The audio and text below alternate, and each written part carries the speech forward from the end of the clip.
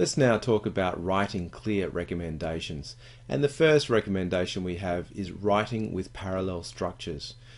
For example, if the recommendation starts with the base form of the verb, the other recommendations should also start with this base form of a verb. And we've actually done this here. The first recommendation starts with write, the second select, third one use, fourth one include, and fifth one ensure. Each of these recommendations has one short sentence starting with a verb, followed by another explanation sentence. So this is a parallel structure.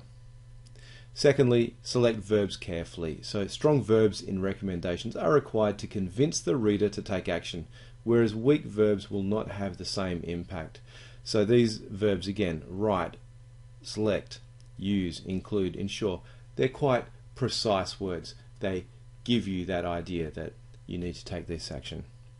Thirdly, use plain English and a formal tone. So write recommendations in a professional manner that is free of unnecessary words, acronyms and cliches to allow a wider audience to consider the point. If you have specialist terms or acronyms, if you've got language which is unclear or too verbose, people just switch off. So you need to use this plain English, but it still needs to be formal at the same time. The fourth point is to include numbered points.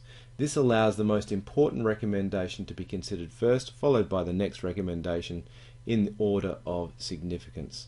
So first, second, third, fourth, fifth, that usually signifies the most important recommendations.